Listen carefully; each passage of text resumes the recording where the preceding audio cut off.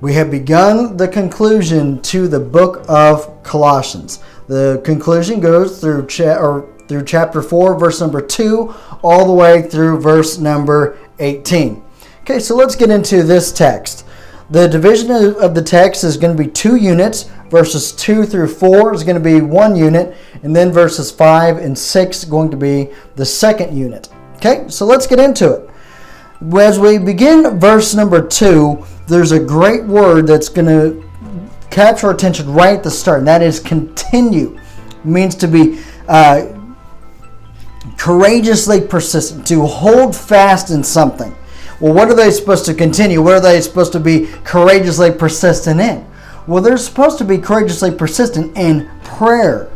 And then as we go on, it says in watch. Now, this is great. You know what that word watch literally means? To stay awake. Did anybody relate to that? Falling asleep while they're praying? So Paul's saying, be persistent in prayer and don't fall asleep while you're at it. Okay? So, and then as we get through it, as we get to verse number 3, Paul is going to get specific in what the prayers of the church at Colossae is supposed to be in regards to.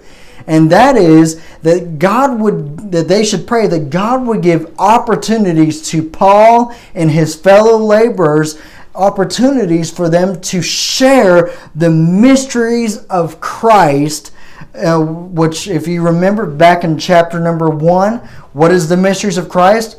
Well, that everybody can be a part of the family of God. That God invites everyone to be a participant in the family of God. And they do that by, of course, getting saved. And so it's the gospel. That's what this is talking about.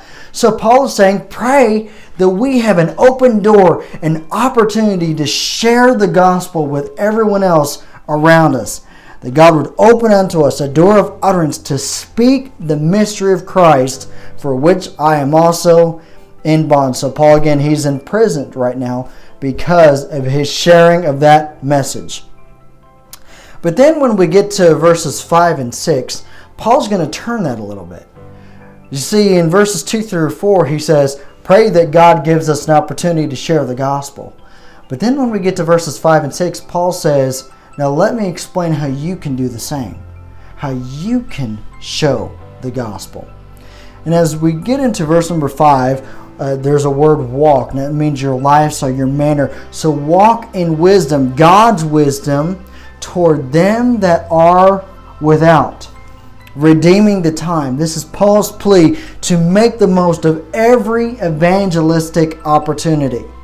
And you see, Paul is exhorting them to be a witness with their lifestyle in verse number 5. But then in verse number 6, he's going to give a different way. Let your speech be always with grace, which is that it be spiritual, wholesome, fitting, seasoned with salt, that it prevent corruption, that ye may know how ye ought to answer every man.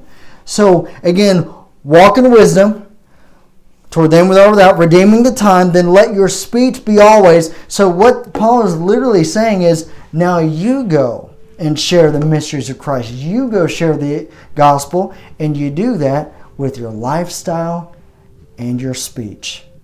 You know, we know that some of the best ways that we can communicate God's word is by our example, by the way we live, people seeing Christ in us, and then, of course, verbally witnessing to other people. And that's exactly what Paul is saying in these 2 verses.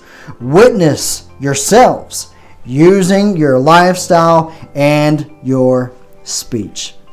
Fantastic stuff right there.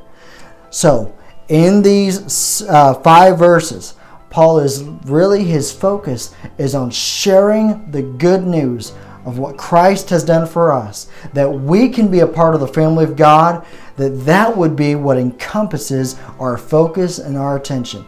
And he says, I want you to pray. Pray that God would give them the opportunity, that Paul and his cohorts would have the opportunity to share that gospel with others. And then Paul says, and don't you forget to do it yourselves while you're at it.